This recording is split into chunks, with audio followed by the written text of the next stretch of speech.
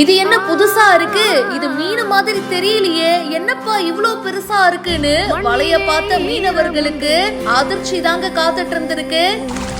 முள்காட்டில் பூவும் உண்டு, நம்பினால் நாளை உண்டு. 80 கிலோ எடையில வலைக்குள்ள சிக்கி இருந்த அரிய வகை உயிரினம். எங்கே போனாலும் பொன்வானம் கண்ணோடு, எல்லை இங்கில்லை காலம் நம்மோடு. என்னன்னு பார்த்தா அது ஒரு அரிய வகை கடல் ஆமை. தங்களுடைய வலைய அறுத்து மீனவர்கள் மறுபடியும் கடலுக்குள்ள அந்த அரிய வகை கடல் ஆமைய பத்திரமா பாதுகாப்பாகவும் விட்டிருக்காங்க.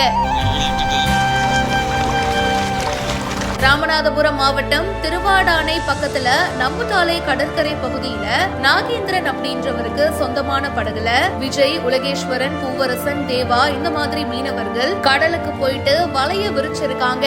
அப்போதாங்க சுமார் 80 கிலோ எடை கொண்ட அரிய வகை கடல் ஆமை வலையில சிக்கி இருந்திருக்கு.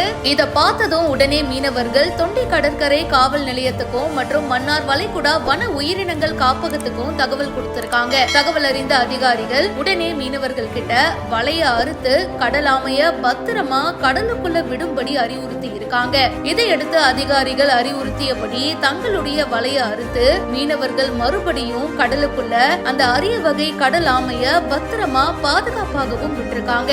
இந்த பரபரப்பான காட்சிகள் இப்போ சோசியல் மீடியால வைரலா போயிட்டு இருக்கு. இத பத்தி உங்களுடைய கருத்துக்களை சொல்லுங்க. மேலும் பல இன்ட்ரெஸ்டிங்கான விஷயங்களுக்கு இப்பவே ஃபாலோ பண்ணுங்க.